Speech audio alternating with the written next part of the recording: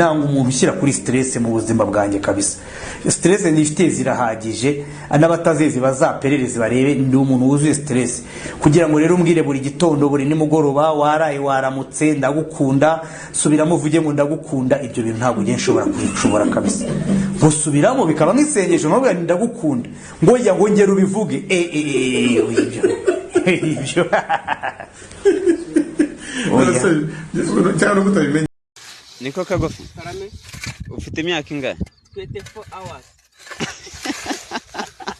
Reba hano. Ufite imyaka ingahe? 24 hours.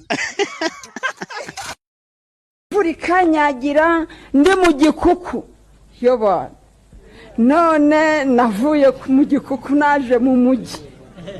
Umuhanda kagari karanyegereye ndatuje nyine. None ejo bundi rero nyakubahwa perezida wa repubulika ndi n'umupfakazi wana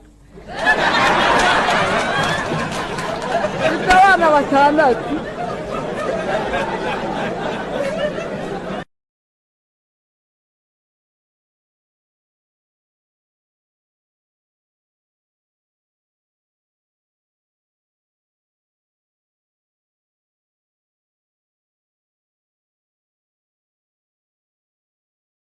Ese byo nibyo bita gusereye kwinurara? Yewe. Cyakora sha umva. Nkagira imana ugakubitana na mama. Ndamuzi. Intambara yanyu maze nkayisifura. Mayi mbabarira musaza tudapfa ubusugabanye ibyo bigambo byawe nagira hari imbere ntaranasohoka hano ukabone mwako nkahora nawe. Nta mwako. Atahumura. Bon voyage. Umva. Aho ugiye umeze utyo niba atagupamparara papa. Shashumi yanjyaho kugira ngo warengeye nicwe n'inzara mpane nakwicwa na corona 16 zose zikaza ari corona na covid zose zikaza ari nka 900 zikahita zinjyamo zose zikangira n'icyarimwe. Aha.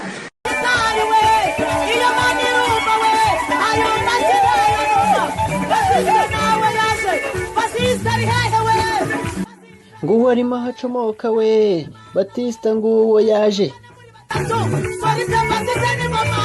Irikana yuko isi yacu yameze amenyo, ibyo tubona ubu sibyo bya kera, biraturyamano twarumiwe. Zirikana gusa ibyo banga ry'umukunzi, wihangana ubabazwe no kumutegereza. Mama twabashaka kukurya umutima, intambwe umaze gutera nibwo butwari.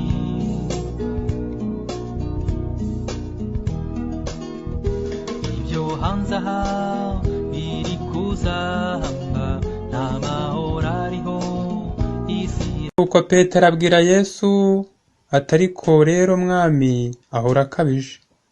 Yesu aramusubiza ati ntakabya se. Nuko abigishwa ba Yesu bose bariyamira bati hahiye koko. Yesu arabitegereza ati hadashya se. Nimureke dutwike dore n'ubundi nta bukwe duteze kuzakora. Icyo ni ikibwirizwa cya mbere.